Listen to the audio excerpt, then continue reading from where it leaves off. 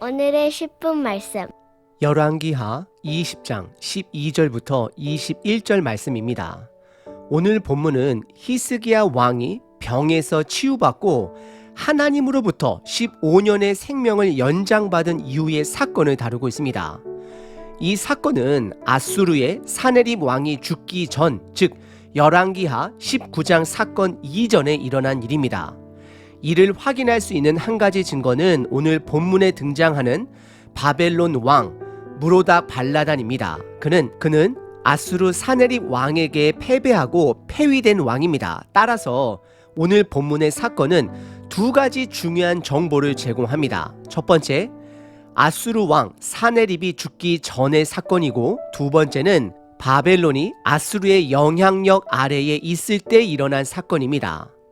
히스기야는 20장 전반부에서 병에 걸린 위기 속에서 하나님을 의지하며 기도했지만, 오늘 본문에서는 병에서 회복한 후 15년 생명 연장을 받은 후 평안한 상태에서, 축복의 상태에서 하나님이 아닌 다른 것을 의지하는 모습을 보입니다.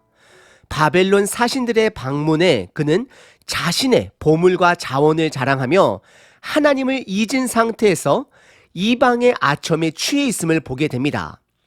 이 본문은 우리의 신실함과 일관성이 얼마나 쉽게 무너지는지를 보여줍니다. 우리는 위기 속에서 하나님만을 의지하지만 축복과 평안 가운데서는 자주 하나님의 말씀을 잃어버리곤 합니다. 히스기야가 평안함 속에서 하나님 대신 세상에 의지한 것처럼 우리도 그럴 위험성이 있음을 알려줍니다. 여러분들은 평안할 때에도 하나님을 붙들고 계신가요? 아니면 히스기야처럼 세상과 개인 자신에게 취해 하나님을 떠나 있지는 않으신가요? 본문은 우리에게 위기 속에서도 축복 속에서도 하나님을 붙들어야 하는 중요한 가르침을 주고 있습니다.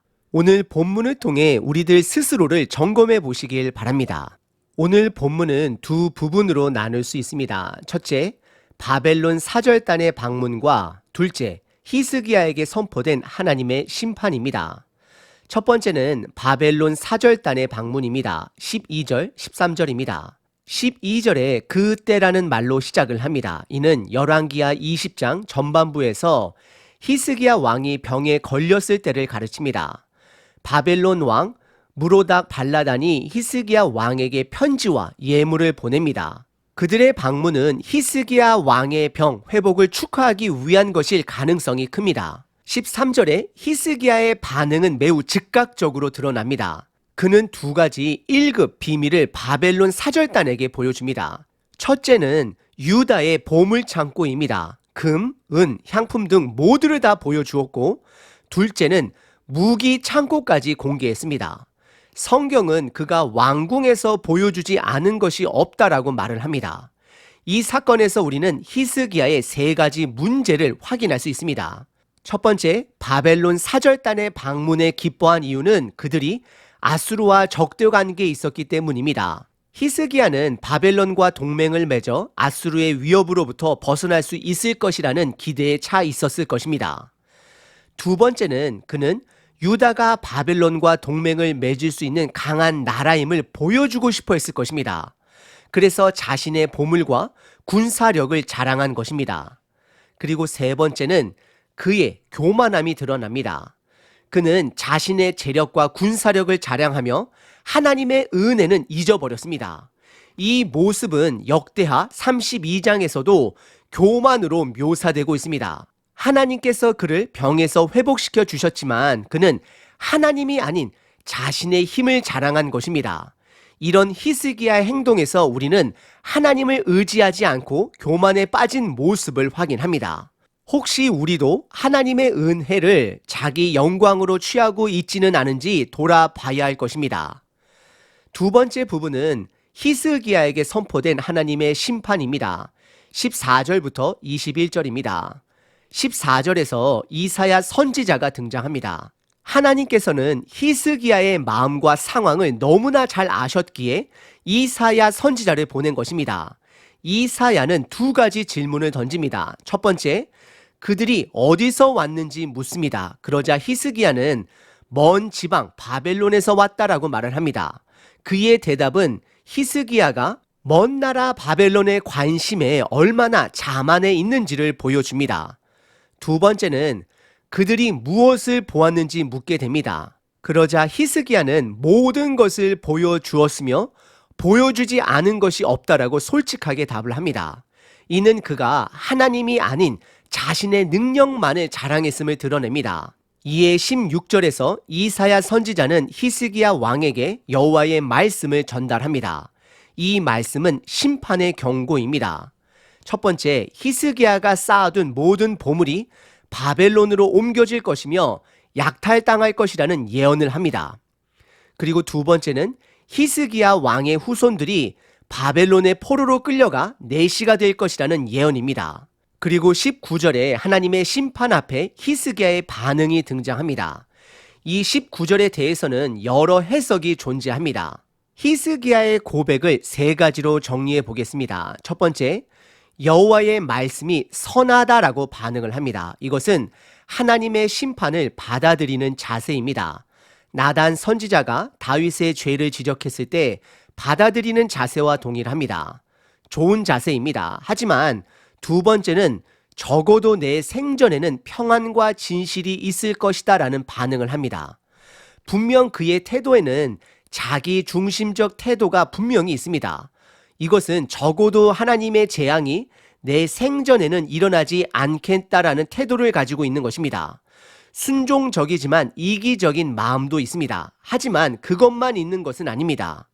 히스기야가 하나님의 말씀이 선하다라고 표현한 부분은 하나님의 은혜를 인정하는 고백이 되기도 합니다. 즉각적인 심판으로 그가 아수르에게 넘겨질 수도 있었지만, 더 악화될 수도 있었지만 그렇게 하지 않으신 것에 대한 하나님의 은혜에 감사하는 것입니다. 그래서 그는 하나님의 심판이 선하다, 즉 은혜다라고 고백하게 된 것입니다. 따라서 19절은 감사와 자기 중심적 태도가 혼합된 반응으로 이해할 수 있습니다. 그리고 20절과 21절에서는 히스기야 업적에 대한 평가가 나오며 그가 성 안에 물을 공급하는 수로를 만든 것이 기록됩니다. 이것은 고고학적으로도 발견된 히스기야 터널을 말하는 것입니다. 그리고 히스기야가 바벨론 사절단에게 이 수로도 보여주었을 가능성이 큽니다. 결국 모든 것을 적들에게 드러낸 셈이 되는 것입니다. 오늘 본문은 열왕기의 큰 주제인 우상 숭배와 연결하여 이해할 필요가 있습니다. 열왕기는 많은 왕들이 하나님을 버리고 우상 숭배한 것이 그들의 멸망한 이유임을 강조합니다. 오늘 본문에서 바벨론 왕 무로닥 발라단이 히스기야 왕에게 선물을 보낸 사건도 이와 연결됩니다. 히스기야는 바벨론 왕의 선물로 인해 기뻐했고 그로 인해 잠시 하나님을 잊어버리게 됩니다. 이는 단순한 기쁨이 아닌 유혹과 교만의 시작이었습니다. 히스기야는 위기의 순간에서는 하나님을 의지했지만 평안할 때는 하나님을 잊고 자신의 능력을 자랑하는 왕으로 변했습니다. 그의 이런 모습은 결국 우리의 모습이기도 합니다. 히스기야가 병에 걸렸을 때 그는 올바른 태도로 하나님을 찾았으나 건강을 회복한 후에는 하나님을 잊고 자신의 힘을 과시했습니다. 결국 본인의 능력을 우상화한 것입니다.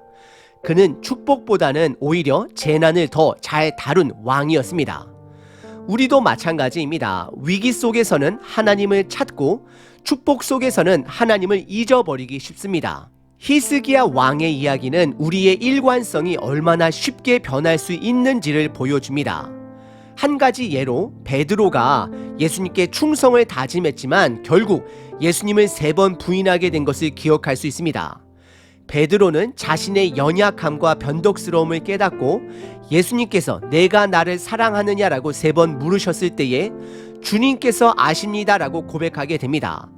이는 우리 모두가 연약하고 변덕스러울 수 있음을 인정하는 순간이 되는 것입니다. 히스기야의 이야기는 단순히 그를 비난하기 위한 것이 아닙니다. 오히려 우리의 모습을 돌아보며 위기 속에서도 축복 속에서도 하나님을 붙들어야 함을 깨닫게 해줍니다. 오늘 하루도 우리들의 연약함을 인정함과 동시에 위기 속에서도 축복 속에서도 하나님께 돌아가는 자 되시길 기도합니다. 항상 기뻐하라. 쉬지 말고 기도하라. 범사에 감사하라.